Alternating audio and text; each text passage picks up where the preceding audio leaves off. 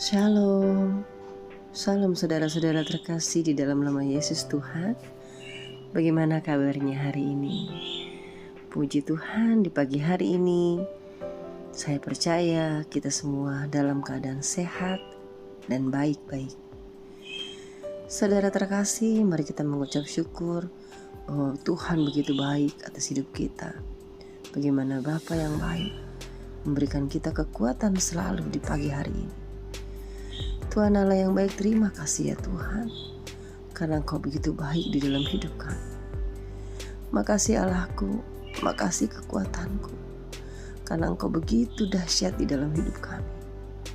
Mari Tuhan Allah yang baik beracara dalam hidup kami hari lepas hari ya Tuhan, karena Engkau kekuatan kami dan gunung batu kami. Dalam nama-Mu Tuhan, kami mau mendengar Engkau Tuhan di dalam firman-Mu yang dahsyat. Mari Allah Tuhan Yesusku yang luar biasa, kekuatanku dan gunung batu. Kami siap mendengar Engkau Tuhan di dalam firman-Mu. Haleluya. Amin. Mari saudara terkasih, kita buka firman Tuhan di dalam Amsal 18 ayat 1 sampai dengan 24.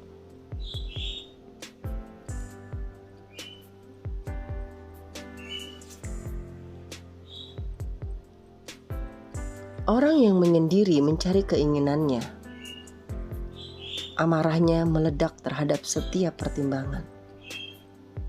Orang bebal tidak suka kepada pengertian, hanya suka membeberkan isi hatinya. Bila kefasikan datang, datanglah juga penghinaan, dan cela disertai cemooh. Perkataan orang adalah seperti air yang dalam, tetapi sumber hikmat adalah seperti batang air yang mengalir. Tidak baik berpihak kepada orang fasik, dengan menolak orang benar dalam pengadilan. Bibir orang bebal menimbulkan perbantahan, dan mulutnya berseru meminta pukulan. Orang bebal dibinasakan oleh mulutnya. Bibirnya adalah jerat bagi nyawanya.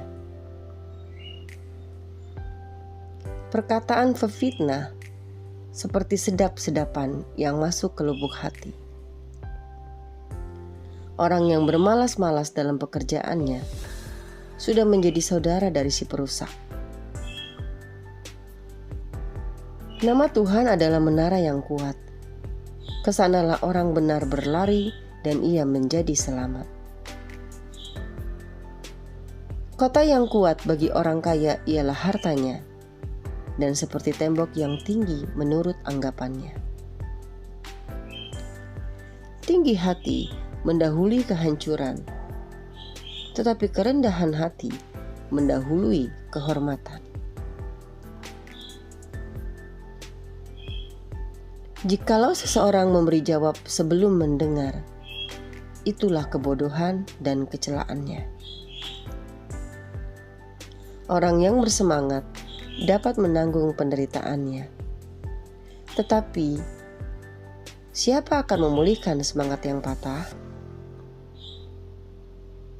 Hati orang berpengertian memperoleh pengetahuan, dan telinga orang bijak menuntut pengetahuan.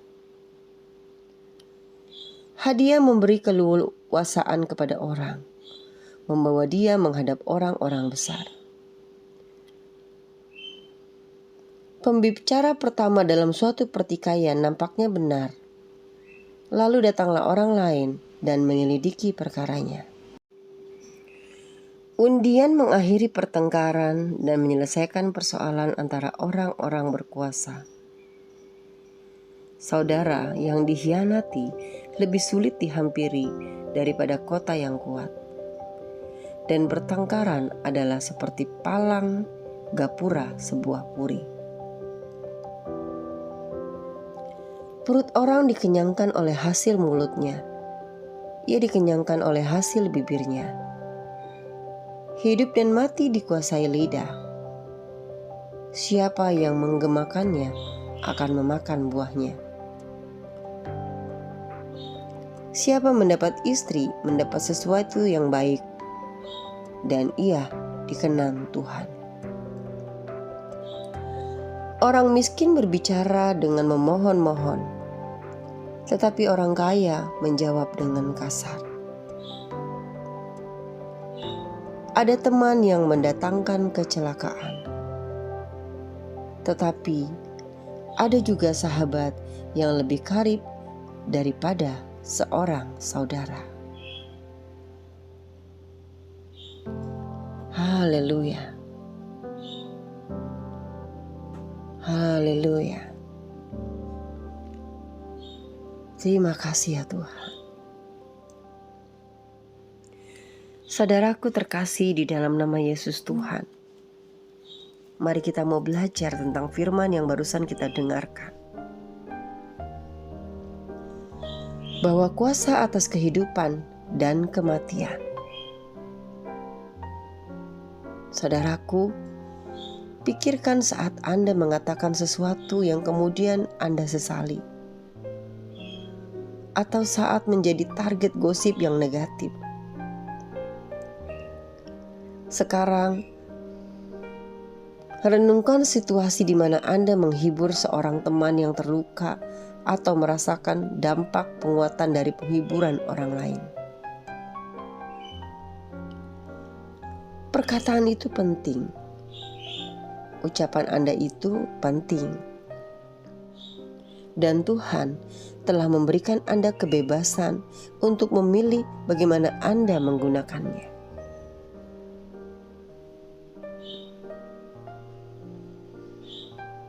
Apakah Anda menggunakan kata-kata untuk menghancurkan atau membangun? Memicu kehancuran atau mendorong pemulihan? Apakah perkataan Anda memicu drama atau membawa damai? Karena yang diucapkan mulutnya meluap dari hatinya. Yesus menjelaskan ini dalam Lukas 6 ayat 45. Buah dapat mengungkapkan kondisi pohon. Demikian halnya perkataan kita menyingkapkan apa yang ada di dalam hati. Kebanyakan kita ingin menggunakan perkataan kita untuk kebaikan dan bukan keburukan. Kita tidak mau menjadi orang yang kasar atau suka mengkritik. Tetapi Yakobus 3 mengatakan bahwa lidah kita ini buas dan sulit dijinakan.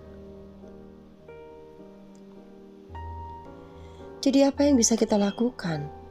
Apakah ada cara untuk mengendalikannya?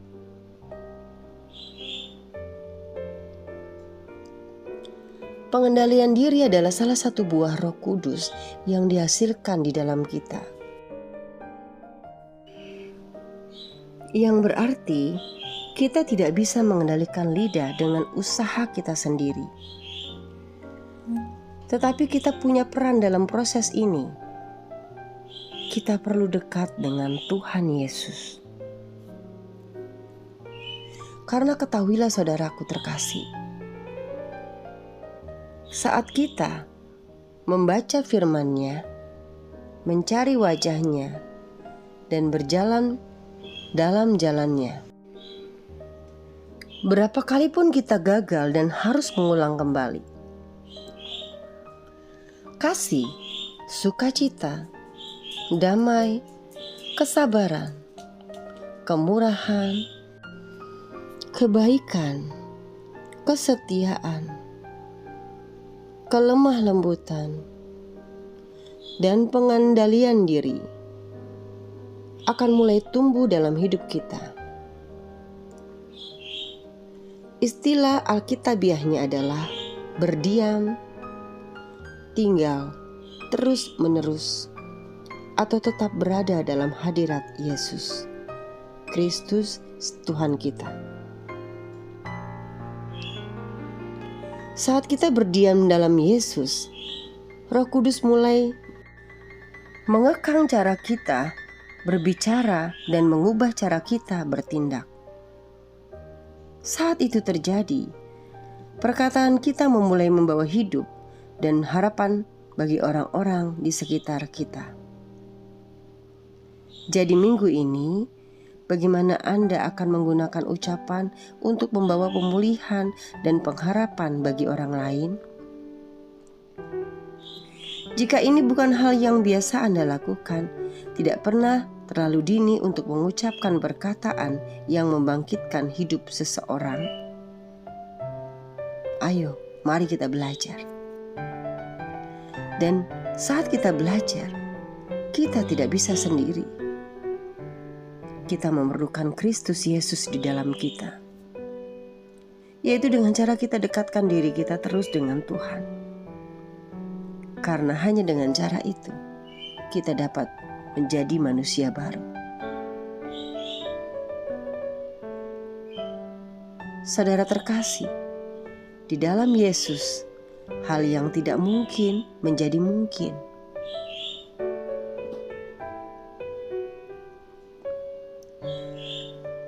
Bahkan seorang penjahat besar pun, kalau Yesus sudah bertindak dalam hidupnya akan lebih banyak berubah. Itulah yang terjadi. Saudaraku, mari refleksikan bagaimana Anda menghormati Tuhan dengan perkataan Anda hari-hari ini dan minggu ke depan. Ada banyak pilihan, saudaraku. Katakan pada diri Anda sendiri. Mungkin Anda bisa berkata, saya hanya akan mengambil bagian dalam percakapan yang positif. Itu menjadi sebuah komitmen, saudaraku.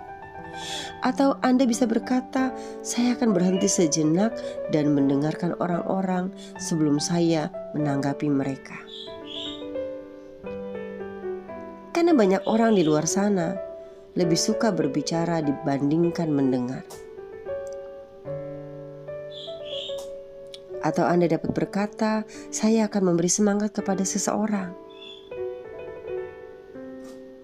Dan hal semua ini dapat Anda lakukan untuk menguji diri Anda pribadi. Lakukan yang terbaik buat hidup Anda. Karena hidup Anda dan Tuhan yang dapat mengubahnya. Mari kita berdoa. Allah Bapa yang baik, yang perkasa di dalam nama Yesus, terima kasih ya Tuhan. Aku ingin tunduk kepadamu Tuhan. Tolong penuhi pikiranku dengan pikiran yang menghormati Engkau dan orang lain.